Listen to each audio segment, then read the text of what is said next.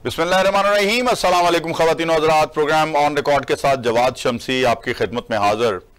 नाज़रीन, आजकल जो माहौल बना हुआ है पाकिस्तान में, उसमें कभी खुशी कभी गम, आपने एक फिल्म का नाम सुना होगा, उस तरह का कुछ सिलसिला चल रहा है।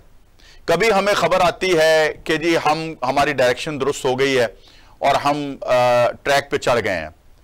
कभी हमें खबर आती है कि जी IMF ने सख्ती करने का कहा है। कभी हमें खबर आती है कि सुप्रीम कोर्ट में जजेस जो हैं वो आपस में उनके तजादात हैं। और कभी खबर आती है कि हमारे मुल्क, प्यारे वतन पाकिस्तान में जो अफरा तफरी का माहौल है उसको आगे बढ़ाने के लिए कुछ अनासर ऐसे हैं जो एहतजाज की कॉल्स दे रहे हैं बार बार। मेरी मुराद जिन लोगों से है वो आपको बखूबी पता है। और ये जो कभी खुशी कभी गम का एक सिलसिला है, ये अभी पाकिस्तान में तो कायम ही था, लेकिन दूसरी तरफ हमने देखा कि इंटरनेशनली शहबाज शरीफ तकरीर करते हैं एक दिन अक़वाम मुत्तहिदा के इजलास में।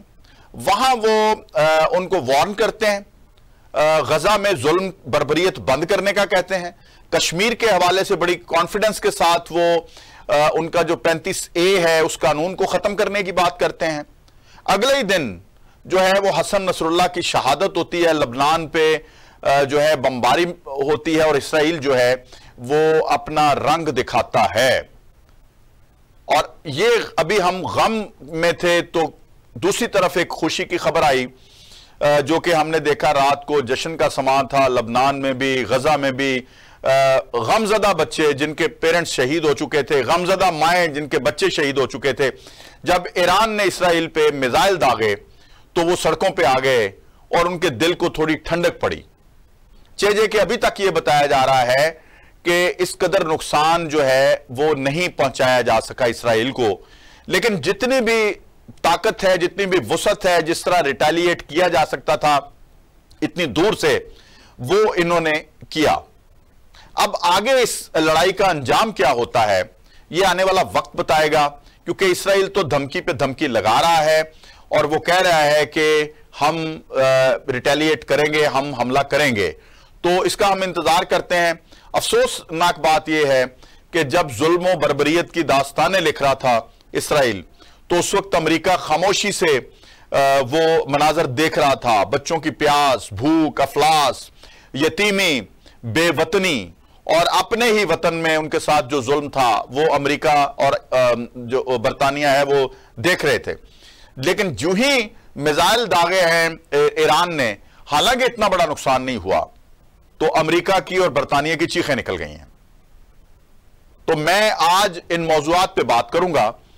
मेरे साथ इस वक्त मौजूद हैं मोहतरमा मैमूना हुसैन साहिबा, किसी तारफ की मोहताज नहीं है, तज्जियाकार हैं, कॉलमिस्ट हैं। वेलकम करते हैं प्रोग्राम में। अस्सलाम वालेकुम मैमूना।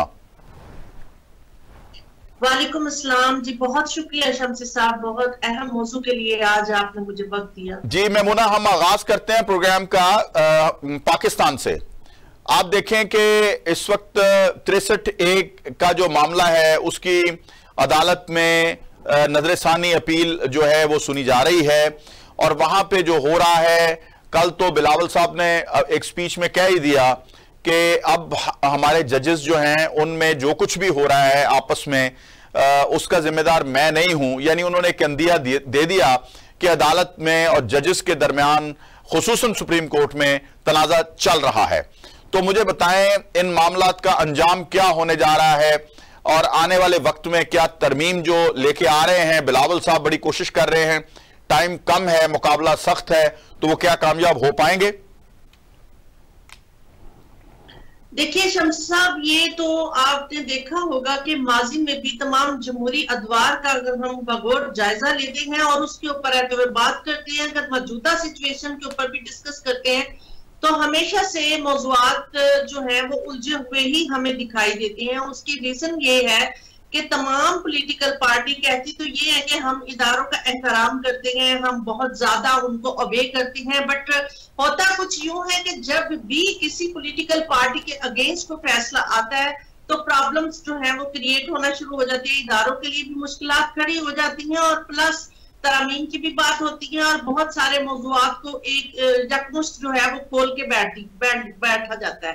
अब ये वो चीजें हैं जिनको मैं समझती हूँ कि बजाय इसके कि इन तमाम मौजूआत के ऊपर बात करें या इन इदारों के ऊपर ये लोग उंगली उठाएं कि आपकी मंशा के मुताबिक अगर डिसीजन कोई नहीं आता है तो उसके ऊपर बात करने की बजाय अगर मुल्क को कौम की तरक्की का सोचे, जो कि तरक्की याफ्ता ममालिक जिस तरीके से अपने बिफोर टाइम 10 साल पहले ही उनकी प्लानिंग होती है कि हमारी 10 साल के बाद दूरअंदेशी से काम लेते हुए कि हम कहाँ पे खड़े होंगे और हमारी प्लानिंग्स क्या होनी चाहिए और मुल्क को कौम की तरक्की के लिए हमें क्या डिसीजंस लेने चाहिए। बट यहाँ पे सिर्फ पॉलिसीज जो बनती है वो तरमीम की ही हमें दिखाई देती है। इस वक्त जो परेशानी है, किस कदर आप देखिए बहरान आया है, बेरोजगारी बहुत तेजी से बढ़ी है और बहुत सारे ऐसे हमारे पाकिस्तानी हुनरमंद पाकिस्तानी जो कि पाकिस्तान छोड़ के बाहर के ममालिक में अपने रोजगार की तलाश में गए हैं। किसी को इस नहीं होती है, ना महंगाई की तरफ कोई बात करता है, ना उनके मसाइल की तरफ कोई बात करता है। और इवन देन के उन पीपल्स को जो कि इस वक्त अनएम्प्लॉयमेंट बढ़ रही है और बेरोजगारी की वजह से अपने घर नहीं चला पा रहे हैं और वो किस तरीके से उधार के ऊपर अपनी जिंदगी बसर कर रहे हैं, यानी ये वो इश्यूज हैं जिनके ऊपर हुकूमती सतह पे अभी तक मैं समझती हूँ कि उन जानिब तवज्जो नहीं जा रही। अच्छा। हम लोग अपनी अपना सी कोशिश करते किसी भी चैनल पे बैठ के कि उन मौजूआत की तरफ प्लीज आइए, ना कि बात करें या उनके ऊपर आप लोग अपने मफादात की जंग में या अपने इक़्तिदार की जंग में ये मत भूल जाइए कि मुल्क को कौम का कितना नुकसान हो रहा है, उस जानिब हम बार बार तवज्जो दिला रहे हैं अपने प्रोग्राम्स के तहत। अच्छा, मुझे बताइए कि ये तो आपने अवामी दर्द, अवामी तकलीफ, अवाम के मसाइल, उनकी तरफ आपने तवज्जो दिला दी। इनकी तरफ अभी तक कहा यह जाता है इसके जवाब में कि ये इख्तियार अब सूबों के पास चला गया है और ये जो हमारी वफाकी पार्लियामेंट है ये आइन साज असम्बली है, यानी कानून साजी करती है और जिसकी तशरीह सुप्रीम कोर्ट अक्सर गलत कर देती है। ये तो मुझे भी पता और आपको भी पता है। अब अवामी मसाइल को चूंकि एड्रेस कर रही हैं मोहतरमा मरियम नवाज साहिबा और उधर अली अमीन गंडापुर साहब, दूसरी तरफ सरफराज बुगटी साहब और मुराद अली शाह साहब, इस तरह मैं समझता हूं कि हम अगर इन चीजों को सूबों पे छोड़ दें तो ये एक अच्छी बात होगी। किसी दिन इस पे बात करेंगे क्योंकि ये सूबों का काम है, महंगाई कम करना, इन्फ्लेशन को नीचे लेके जाना, लोगों की सहूलियात जो है, सड़कें, स्कूलों के मामला, तालीम के, सेहत के, ये सूबों के सुपुर्द हो गए हुए हैं।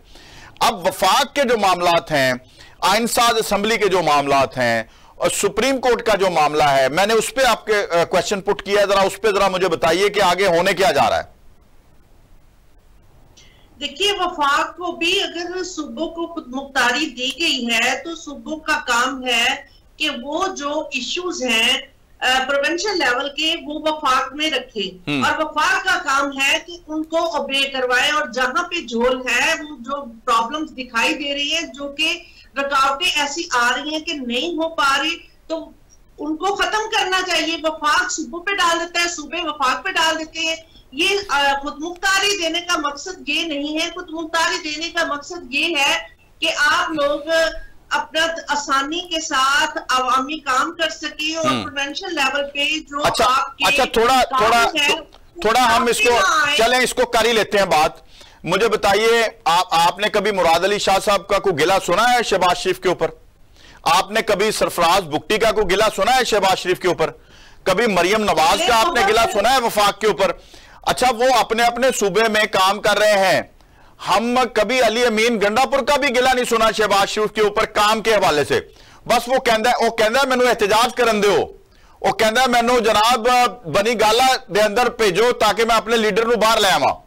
अब एहतजाज बात पता क्या है? हाँ, गिला या शिकवा ये गिला बनता नहीं है, बल्कि ये लीडराना सलाहियत ही वो होती है कि आप कौम का सोचे। ठीक है, अगर आप पॉलिटिशियंस बनकर सोचेंगे फिर आप कौम का नहीं सोचेंगे। बिल्कुल, चले अब हम थोड़ा आगे बढ़े ना। ये सुप्रीम कोर्ट के मामलात पे बात कर लेना आप कि वहां पे जो हशर हो रहा है जिस तरह से खतो खताबत एक दूसरे के साथ हो रही है, अपना मामला पब्लिक डोमेन में दे दिया उन्होंने। तो मुझे बताएं कि कभी पब्लिक डोमेन में सुप्रीम कोर्ट नहीं था, कभी अपना हमने सोचते थे कि आने वाला चीफ जस्टिस जो है वो किसी कमेटी में नहीं बैठेगा। बड़े एहतराम से चीफ जस्टिस जाया करते थे और बड़े एहतराम से आया करते थे। ये क्या रिवाज पड़ गया? काजी फायद ईसा के खिलाफ जब से रेफरेंस गया, उसके बाद वो जब से आए उनको आराम से काम ही नहीं करने दिया गया। जितने जमहूरी किस्म के वो जज हैं या चीफ जस्टिस हैं, उनसे नाजायज फायदा उठाया जजों ने, उनके सबॉर्डिनेट्स ने। तो मुझे बताइए कि अब जाके क्या होने वाला है, क्योंकि बिलावल साहब तो तरमीम कराने पे तुले हुए हैं, अब आगे क्या होने जा रहा है? शम्सी साहब, पता क्या है, जब तक आप इदारों को डिपोलिटिसाइज नहीं करेंगे ना, तो प्रॉब्लम झुके दूर रहेंगे। आप देखिए कि हम अगर सुप्रीम कोर्ट की बात करें, इसके अलावा भी आप देखिए जो कि की पोस्ट होती है, जैसे कि चीफ जस्टिस के लिए आप देखें, इनको एक्सटेंशन जब दी जाती है, एक्सटेंशन सिस्टम खत्म होना चाहिए। फर्स्टली एक तो डिपोलिटिसाइज इदारों को होना चाहिए ताकि वो गैर जानिबदार होकर फैसले करें। ये हमारा फैक्टर बहुत ज्यादा इस वक्त सेंसिटिविटी दिखा रहा है कि जिसकी वजह से ये इश्यूज क्रिएट होते हैं। और सेकेंडली इनकी एक्सटेंशन का सिस्टम जो है कि यानी आप मनपसंद को या फेवरेटिज्म को प्रमोट करते हैं और मेरिट की धज्जियां उड़ जाती हैं, ये सिस्टम भी खत्म होना चाहिए, जिसकी वजह से प्रॉब्लम्स होती है। और जो नीचे लोग अपनी तरक्की का सोच रहे होते हैं, अगर किसी एक बंदे को एक्सटेंशन मिलती है, वो नीचे वाले उस वक्त तक रिटायर हो चुके होते हैं। तो वहां पे इदारे के अंदर ही एक फूट डल जाती है जब तक आप एक्सटेंशन पे रहते हैं। और ऐसे मामला वहां पे हो चुके होते हैं कि बहुत ज्यादा वो इदारों को एक दीमक की तरह मुनाफिकत के साथ वो चाट जाते हैं और प्रॉब्लम्स आने वाले वक्त में फिर दोबारा नुमाया होकर दिखाई देती है। ये चीजें खत्म होनी चाहिए। इदारा चाहे सुप्रीम कोर्ट का हो या इदारा आर्मी का हो या इदारा कोई भी हो, हमारे लिए तमाम इदारे ऑनर रखते हैं और इदारों के बगैर हम कुछ भी नहीं है। जैसा कि मैंने लास्ट प्रोग्राम में कहा था कि हमारी रियासत जो है वो इदारों के दम पे है। तो अगर हमारे इदारे ही फूट का शिकार हो जाएंगे तो मुश्किलात कम नहीं होंगी, बढ़ेंगी। ये चीजें खत्म होनी चाहिए, इनको ब्रेक लगा देना चाहिए। ठीक है। अच्छा, ये ब्रेक कौन लगाएगा जी? देखिए, जब पॉलिटिकल पर्सनैलिटीज जो है वो जरूरत से ज्यादा इन्फ्लुएंस करेंगी और इदारों को जब आप इंडिविजुअल फैसला करने की सलाहियत नहीं देंगे तो फिर वो प्रॉब्लम डेफिनेटली कॉन्फ्लिक्ट ऐसे ही रहेगा। ब्रेक इसी तरह के हदूदों के युद्ध जो भी हमारे एक तौर तरीके में रखे गए हैं उनको ना इदारे फैलाएंगे ना ही पॉलिटिकल पर्सनैलिटीज फैलाएंगे। तो इसका आखिरी हल ही ये है। अगर आप इस हल के ऊपर काम नहीं करेंगे तो फिर हम इसी तरह इसी सिचुएशन का सामना करते रहेंगे। ठीक है। अच्छा, मुझे बताइए कि जिस तरह से 63A का जो मामला था वो अता बंदयाल साहब की सरबराही में जिस तरह का फैसला आया था, उस पे तो आज हमने देखा सुप्रीम कोर्ट बार के प्रेसिडेंट हों या पाकिस्तान पीपल्स पार्टी के वकील हों या इवन JUI फे के भी जो वकला हैं, वो भी इस बात पे कह रहे हैं कि वो फैसला गलत किया गया था, कि गिनती भी नहीं होगी, गिने भी नहीं जाएंगे, सजा भी होगी। और जो जिस वजीर आला को अदम एतमाद करके निकाला गया था उसी वजीर आला को दोबारा वजारत आला दे दी गई। ये जो इंटरप्रिटेशन की गई थी 63A की, उसकी तस्हीह करने जा रहे हैं। उसमें फिर भी रुकावट बन रहे थे एक जस्टिस साहब और आने वाले चीफ जस्टिस साहब। देखिए, इसमें जो कि मैंने आपको पहले भी डिसीजंस आते हैं उसमें अगर किसी के हक में नहीं होता है तो अगर किसी के हक में आ जाता है तो उसको एक्सेप्ट कर लिया जाता है, कहते हैं जी एक्सेप्टेबल है। अगर किसी पार्टी के अगेंस्ट आ जाता है तो कोई भी पार्टी फिर वो एक्सेप्ट नहीं करती। फिर उसका हल ये होता है कि अंदर अंदर से ये लोग अपनी लॉबिंग करते हैं ताकि हम ज्यादा से ज्यादा लोग साथ खड़े करके इसके अगेंस्ट खड़े हों, या कोई भी ऐसा मौजू होता है उसमें या तो तरमीम लाने का सोच रहे होते हैं या फिर उसके ऊपर उसके अगेंस्ट खड़े हो जाते हैं। यानी ये हमेशा हर डेमोक्रेटिक पीरियड में फेस करते रहे हैं। तो ये अब भी वही सिचुएशन है, जैसा कि अभी हमने बहुत एक लॉन्ग डिबेट कर दी है इसके ऊपर कि ये सिचुएशन क्यों क्रिएट होती है और इसके फैक्ट्स जो हैं बहुत वो ये ऐसा नहीं है कि इसी दौर में खत्म हो जाने हैं। आने वाले वक्त में कोई मजीद अगली पॉलिटिकल पार्टी जो भी हुकूमती पार्टी होगी उसके ऊपर भी ये फिर असरअंदाज होती हैं चीजें। तो इसलिए इन चीजों को मैं समझती हूँ कि जो इस पीरियड में ये डेमोक्रेटिक पीरियड जो है ना, ये कुछ ज्यादा ही प्रॉब्लमेटिक है, क्योंकि इसमें हम एक चीज जो है फील कर रहे हैं कि इदारे वन पेज पे नहीं है, वफाक अलग है, प्रोविंशियल लेवल पे अलग है, इदारे जो है वो अलग अलग है। यानी एक जिसे कहते हैं कि एक अजीब किस्म का बतंजन बना हुआ है। और इस चीज को हम स्टॉप उसी सूरत में कर सकते हैं जब तक तमाम पॉलिटिकल पार्टीज कंसेंसस नहीं करेंगी, इदारों के साथ बैठ के भी कंसेंसस नहीं करेंगी। आप तब तक आगे नहीं जा सकते हैं शमसी साहब, जब तक तमाम इदारे और प्लस पॉलिटिकल पार्टीज वफाक एंड प्रोविंशियल लेवल ये वन पेज पे होके कंसेंसस नहीं करते, तब तक ये इश्यूज खत्म नहीं होंगे। ठीक है। अच्छा, दूसरा मुझे ये बताएं कि आ जाए आप बिलावल भुट्टो की तरफ। ये जो तरमीम लाना चाह रहे हैं, ये उसमें जो डिस्कशन चल रही है वो तो हमने देखा है कि वो तरमीम तो बेहतरीन है, बल्कि बेहतर नहीं बेहतरीन है। तो फिर उसमें जो रुकावट बनने वाले लोग हैं वो बेनिफिट क्या उठाना चाहते हैं रुकावट बन के? देखिए, तरमीम में हमने बहुत डिटेल प्रोग्राम पहले भी शमसी साहब किया था। उसपे अगर बिलावल भुट्टो की सिर्फ बात करें, पहले वो डिसएग्री कर रहे थे। आपको पता है कि इस वक्त हमारी ये हुकूमती जमात के साथ ये इत्तेहादी जमात है। पहले आपको भी पता है इन्होंने डिसएग्री किया, फिर उसके बाद न जाने कौन सी गिदड़ सिंगी इनको नजर आई कि ये लोग अब तरमीम के हक में क्या वो बाजिद हो गए हैं।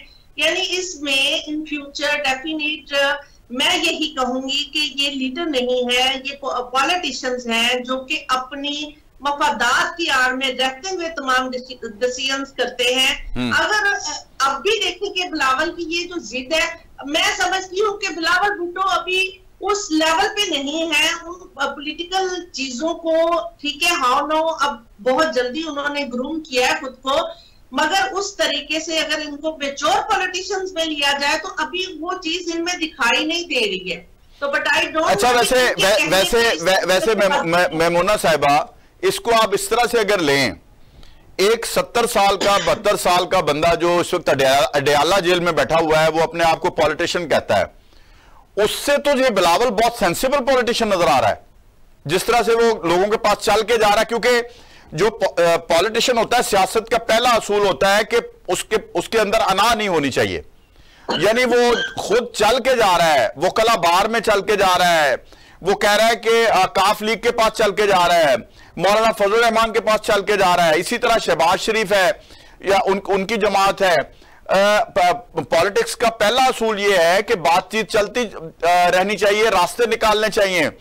क्या ये उस 72 साल बंदे से, आपने एक्सपीरियंस की बात की है, आपको बेहतर पॉलिटिशियन नहीं नजर आ रहा बिलावल की सूरत में? एक देखिए शमसी साहब, मैं समझती हूँ कि बिलावल जिस एज में है, इनको उससे मजीद मच बेटर नजर आना चाहिए। अच्छा, अगर वो आज चलते जा रहे हैं, आपको पता है कि पंजाब में जो विन करता है वही वफाक में विन करता है, और पंजाब में इनकी साख इतनी ज्यादा तबाह हो चुकी है सिर्फ और सिर्फ जो कि लास्ट जो इन्होंने अपना टेन्योर निकाला था जरदारी के डिसीजंस की वजह से, और इक्तदार ये जो इन्होंने ड्राइंग रूम की सियासत की है उसकी वजह से इनका जो वर्कर है बुरी तरह टूटा। और ये पीटीआई में जो शमूलियत की थी, जो लोगों ने मेजोरिटी जो है वो पीपल्स पार्टी के वर्कर्स ही वो जियाले जो के पीटीआई का हिस्सा बने। अब ये बिलावल का जो मुख्तलिफ लोगों से मिलना और जाना, मैं इस चीज से डिनाई नहीं करती हूँ, आपकी बात को मैं ऑन करती हूँ, बट पॉलिटिशियंस में फ्लेक्सिबिलिटी होनी चाहिए और पॉलिसी मेकिंग की एक स्किल्स होनी चाहिए कि आया हम अगर यहाँ मिलते हैं सिर्फ अपने मफादात के लिए नहीं, अगर हम इक्तदार की कुर्सी पे बैठते हैं तो हम क्या डिसीजंस लेंगे। और ये ऑब्जर्व करना चाहिए कि मसाइल इस वक्त क्या है, हुकूमती मसाइल और अवामी मसाइल क्या है। अगर हम इक्तदार में आते हैं तो हम इन्हें कैसे टैकल करेंगे, कैसे बेटर परफॉर्म करेंगे। ठीक है। अच्छा, पंजाब में बिलावल की इतनी स्ट्रगल के बाद भी पंजाब में अभी तक वो अपना किला नहीं जमा सके हैं शमसी साहब, अभी इनको बहुत मजीद वर्क की जरूरत है। हाँ, नहीं वो ठीक है, मैं तो आईनी तरमीम की सिर्फ बात कर रहा हूं। अभी मेमुना साहबा आप हमारे साथ ही रहेंगी आज पूरे प्रोग्राम में। अभी एक ब्रेक का वक्त है, तो छोटे से ब्रेक पे जा रहा हूं, और फिर जो ही मैं ब्रेक से वापस आता हूं तो नाज़रीन मेमुना हमारे साथ ही हैं और मजीद डिस्कशन करेंगे इसराइल, ईरान, लबनान और मुस्लिम ममालिक के हवाले से, और गजा में जो जराइम हो रहे हैं, जंगी जराइम इसराइल जो कर रहा है उसके ऊपर बात करेंगे। छोटा सा ब्रेक है, अभी वापस आते हैं, हमारे साथ रहिएगा।